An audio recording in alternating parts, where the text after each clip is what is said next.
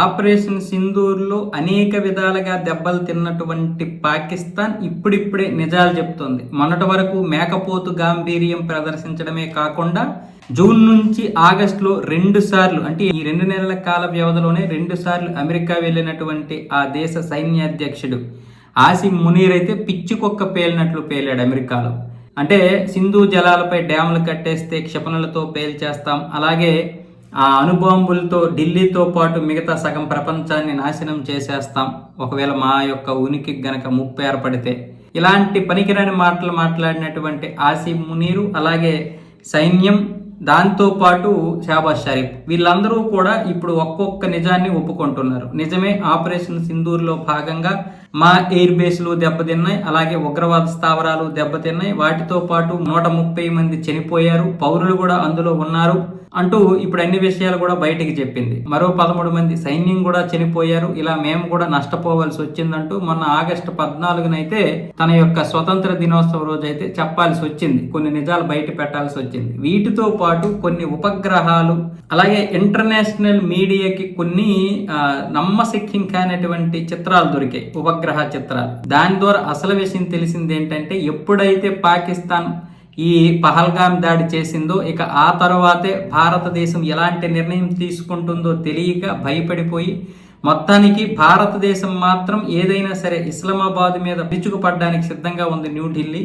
కాబట్టి ఏ క్షణమైనా సరే యుద్ధం రావచ్చు అని నిఘా సంస్థల నుంచి వచ్చినటువంటి సమాచారం, అలాగే వేగుల నుండి వచ్చినటువంటి సమాచారం, అలాగే ఐఎస్ఐ ఏజెంట్ల నుండి వచ్చినటువంటి సమాచారం ప్రకారం అయితే ఎక్కడవక్కడ సర్దేసింది.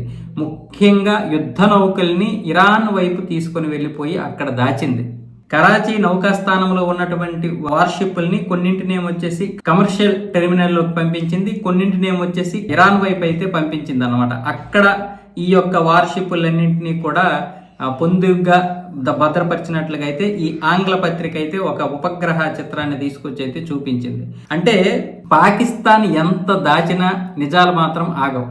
పాకిస్తానే కాదు, ఎవరు దాచినా నిజాలు ఎప్పటికీ ఆగవు. ఈరోజు మనం చరిత్ర తెలుసుకోవడం లేదా, నిజమైనటువంటి చరిత్ర తెలుసుకుంటున్నాం కదా.